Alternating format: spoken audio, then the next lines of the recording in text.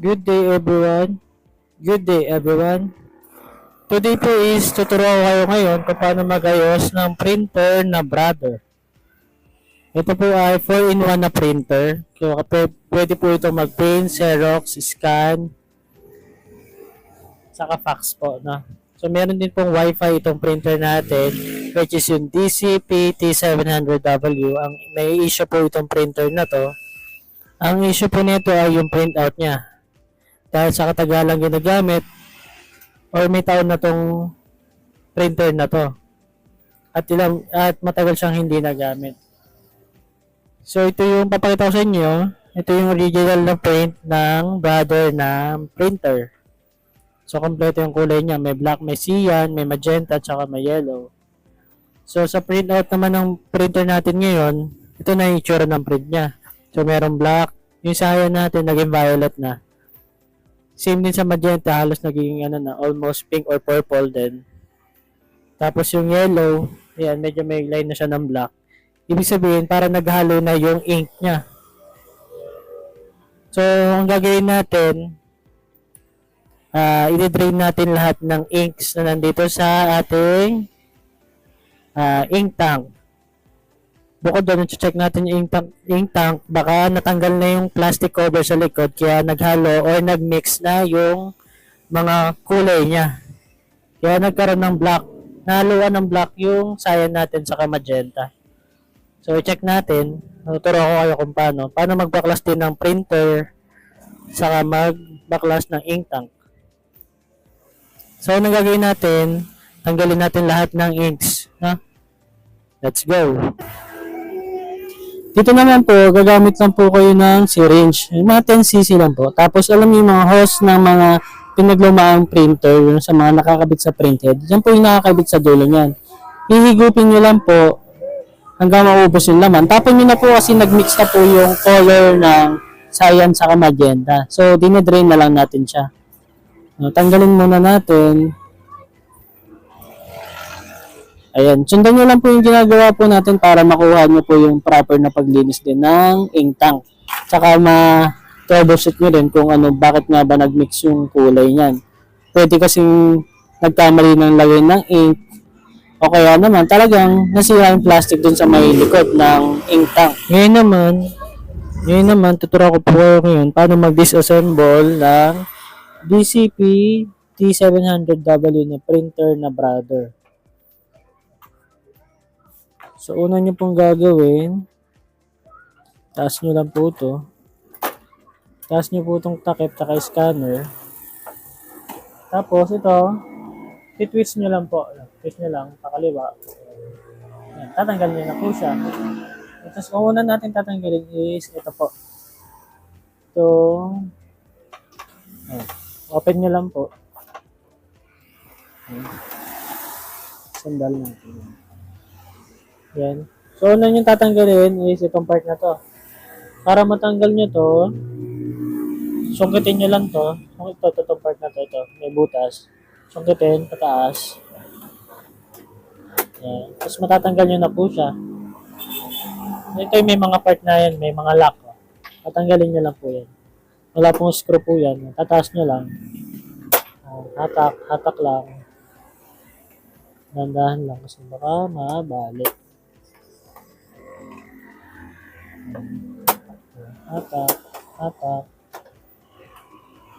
Hatak pataas lang. Same na din dito.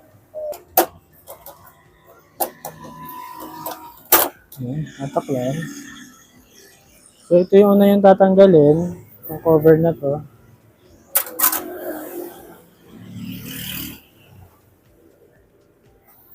Tapos, tatanggalin po natin to ribbon. So, una nyo tanggalin to, yung part na to. Hatak lang. So, ito po.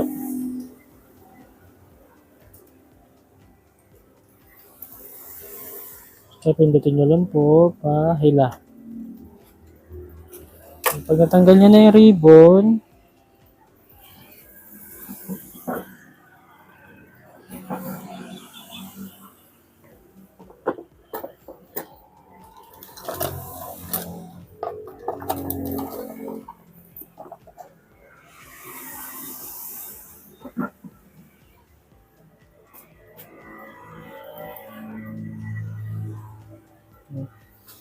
Gamit po kayo ng tweezers para mabilis matanggal.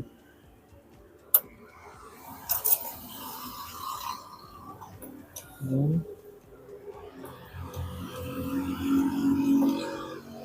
Tanggalin nyo lang po lahat ng nakakabit dito sa ating scanner. Kasi ito na po yung tatanggalin natin sa susunod.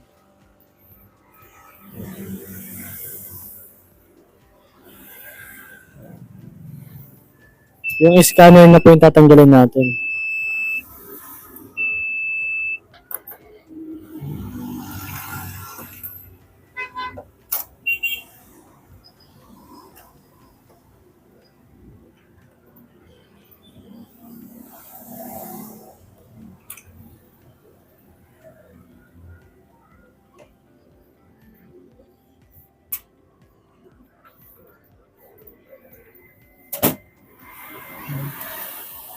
Pag natanggal nyo na po, is tanggalin nyo na lang po itong mga wires.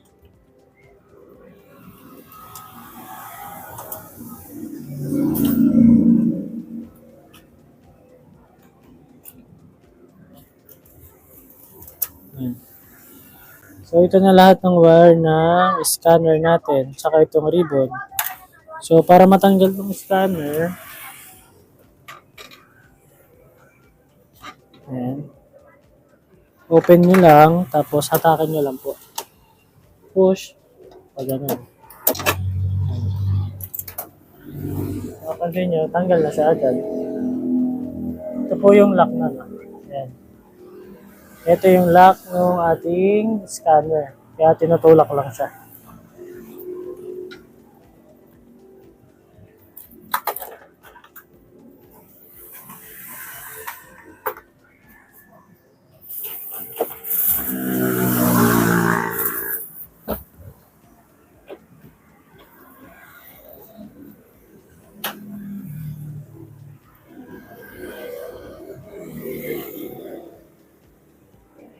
So, ang susunod nating tatanggalin po ay ito po, yung nasa unahan. Itong panel. So, para matanggal yan, ito may screw po yan, tatlo. Isa, dalawa, tatlo. Wala kasi yung screw na isa. Tatanggalin natin itong una.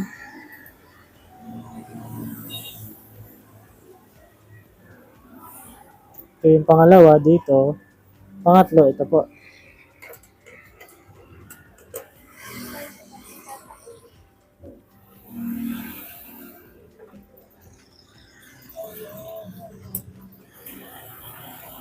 Ayan.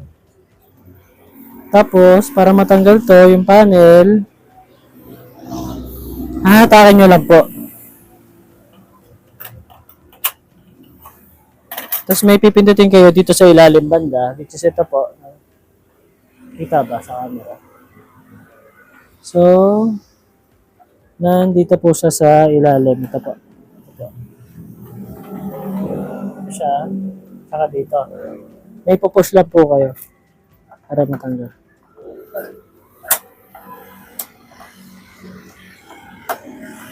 Saka meron pa dito isa sa gilid. Tapat nung logo. Susundutin nyo lang ng pasikwat. So, pag natanggal nyo na, hatakan nyo lang po pataas. Hatakan nyo lang po pataas. Tatanggal na po siya. Tapos, tanggalin nyo lang po itong ribbon.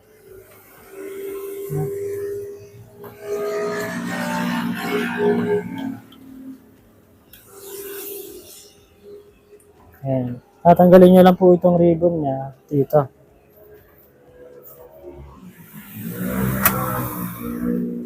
Sunod naman po natin tatanggalin is ito pong nasa likod. Sa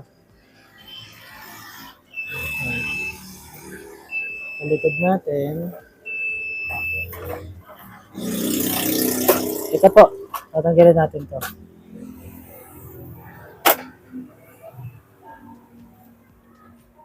Para matanggal po yan, pupush nyo lang po itong gilid. Ha? Push. Gamit po kayo ng tweezers. Tapos pag ganun lang. Tweezers. Yes. Tapos hatak lang po.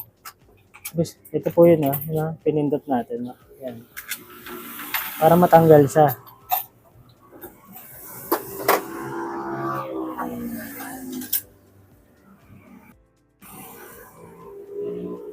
Tapos, sunod natin tatanggalin is, ito po, yung nasa pinaka-cover na niya.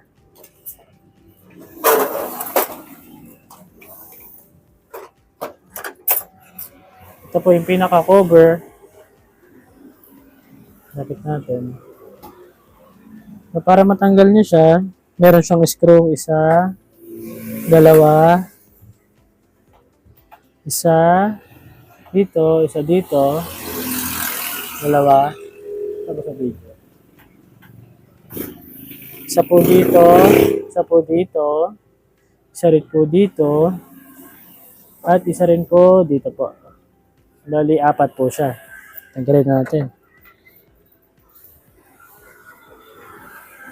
Isa,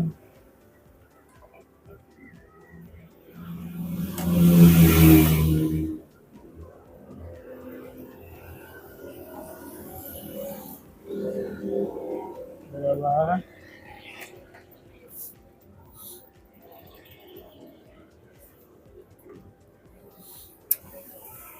no, 4.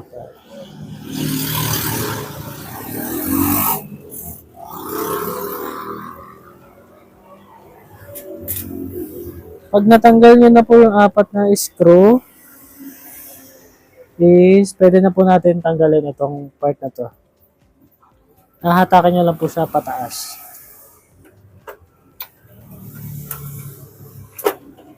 Ay, ito pa po pala sa unahan.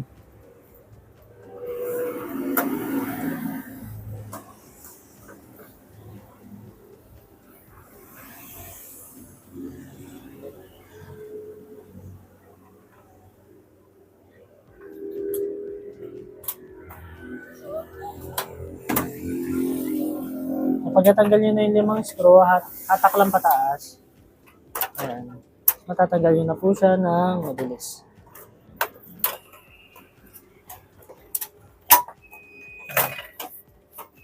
Hatak pataas. Ay, ito pala. Tanggalin nyo po ito. Huwag nyo pong kalimutan.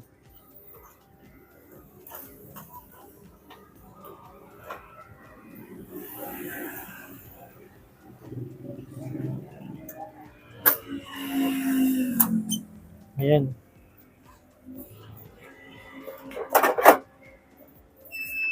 So, ito na po yung loob ng ating printer na brother. So, ang pinakagagalawin natin, ito po. Yung ink tank niya. Sunod naman natin tatanggalin is ito pong nakakabit sa mga inks.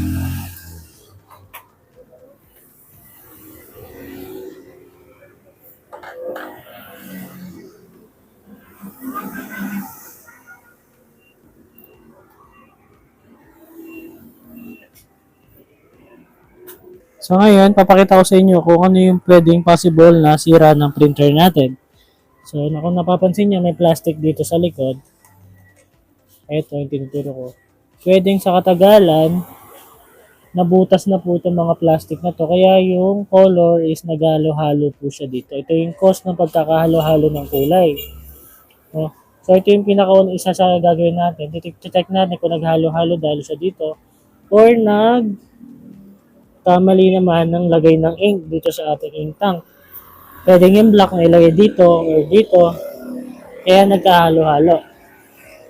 Yan ang gagawin natin remedyo. Kung hindi naman maayos, so pwedeng gawin natin, papalitan natin ito ink tank na bago o papalitan natin siya ng CISS. Papakita ko sa inyo later kung ano yung CISS, no? So, tulad po ng sabi natin, pag hindi po naayos natin to, ang gagawin natin una is, tatanggalan natin siya ng ink, i-drain natin, kasi check natin kung kung sira na ba itong plastic cover sa likod, kaya naghahalo. Kung hindi naman natin magagawa, is pangalawang pwede natin gawin is palitan to ng bago, kaso medyo may kamahalan po ito pag bumili kayo. So, dahil may spare tayo dito ng CISS, ito po yung sinasabi ko na CISS po. Ito po yung pang Epson. So, itong printer natin is brother po. Ito po ang CISS ay galing sa Epson. Epson na L121. So, ang gagawin natin po dyan kung hindi natin mapagana to, itong mga hose na to, i-rekta po natin dito sa nakakabit sa ink tank po ng ating printer. And this time, kung nakikita nyo, tinatanggal natin yung mga cover ng ink tank natin, no? So, yun muna, para matanggal nyo yung ink tank, tanggalin nyo po muna yung mga cover niyan. Kasi nakaharang po yun dun sa may dadaanan ng ink tank. So, hindi nyo siya matatanggal hanggat hindi nyo inaalis po yung mga cover. Ingatan nyo lang kasi baka matapon. So, ganyan na gagawin nyo. Push-push nyo lang para matanggal yan. Yan. Huwag mo lang po itatagilid kasi matatapon po yung mga ink. So, yan. This time, tanggal na po natin yung ink tank natin. So, pansinin nyo na nagkanda halo-halo yung kulay na yan. Tingnan nyo sa likod. Yung cyan sa magenta po is naghalo na po. So, ang gagawin natin dyan ay kailangan na natin tanggalin. So, just lininisan po natin yung ink tank. Ayan, halata naman po, no? Yung black, yellow, medyo okay pa. Pero pagdating sa may cyan sa magenta, violet na yung color niya. So, ang gagawin natin dyan mamaya is aayusin natin. So, mamaya papakita ko sa inyo kung paano natin magawa yung ink tank na yan. So, ito yung tinatawag naman ng CISS na sinasabi natin. So, ang gagawin natin muna is papalitan natin siya ng CISS. So, hindi natin gagamitin itong ink tank na to. So, ayan, this time, kakalasin natin isa-isa na to, yung mga nakakabit. Tandaan nyo lang po kung saan siya nakalagay, yung color. Kasi magkaiba po ng lagayan, yung sa CISS ng Epson, tsaka sa Brother. So, pansinin nyo sa may CISS, cyan, magenta, yellow, tsaka black. Sa Brother naman po is magenta, cyan, yellow, tsaka black. Mauuna yung magenta. Sa CISS ng Epson is mauuna yung cyan po. So, yun yung mga host na yan. Yan. Pagpapalitin nyo lang po. Ayan. So, yung black sa black. Yung yellow sa yellow. Yung magenta, tsaka syempre sa magenta. Ayan.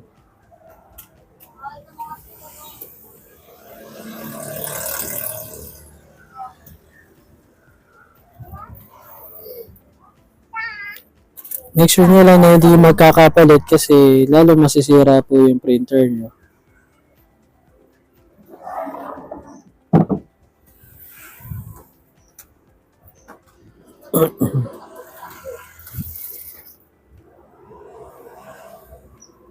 Yan, linisan nyo lang po. So, this time pala, kanina, na-skipan natin tong part na to. So, dito, ang ginawa ko, dinrain ko yung hose na, nakakonekta sa ink tank papunta dun sa may printhead. So, ang ginagawa ko lang, nagpupush lang ako ng hangin. Gamit lang yung 10cc na syringe, tapos yung hose.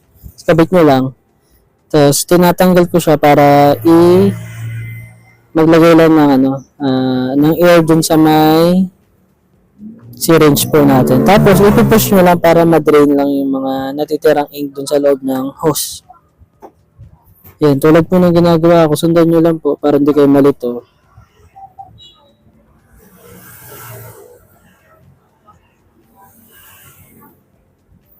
Yan. Kung napapansin nyo, natatanggal po yung mga natitirang ink o yung mga residue na ink dun sa may hose.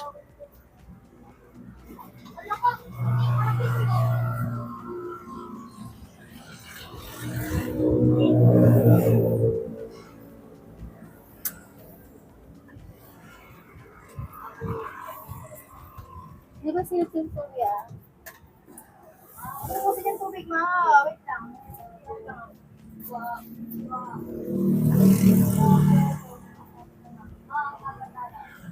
Ayan, okay nga po.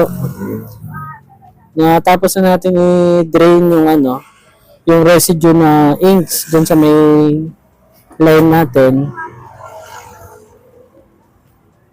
So, malinis na po siya.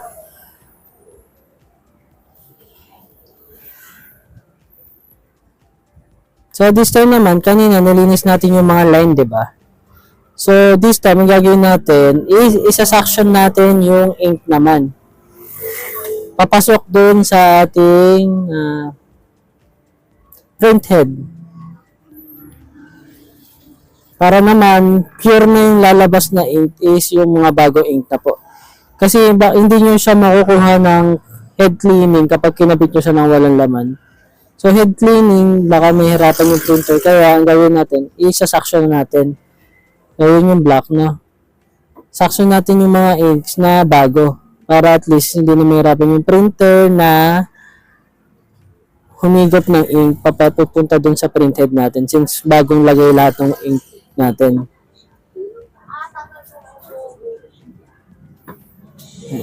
I-secure mo lang na maigi yung mga hose para hindi siya matapon or may mag-leak.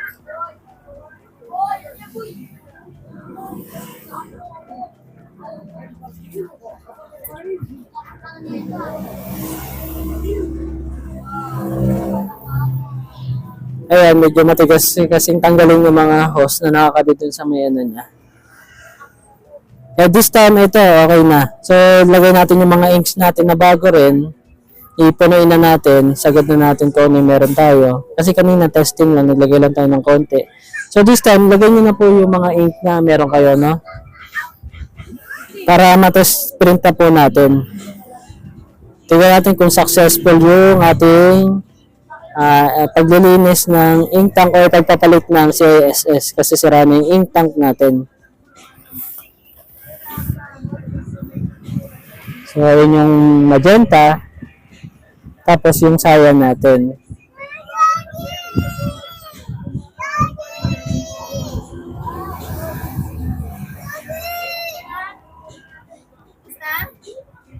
Ayan. Ito-testing na natin yung printer natin since nagawa na natin siya. So, yun nga lang pinagkaiba. Nasa labas yung CISS, yung lagay ng ink tank. Yan yung pinakamabisang gawin nyo dyan kapag sira na yung ink tank nyo kaysa bumili kayo ng bago. So, this time, i-test print na po natin yung ating printer. Siyempre, dahil nagawa na natin. So, ayan. Nakapag-flash na tayo ng ilang ulit din kasi hindi ko na napakita sa video. Pero at this time, ito, mag-test print na tayo ng final test print natin. So, ayan. Panoorin nyo kung ano yung kinalabasan. Ayan, di ba? Nakita nyo, successful. So, okay na. Nagawa natin yung sira ng printer natin. No? Okay na yung yellows, cyan, magenta, at saka black.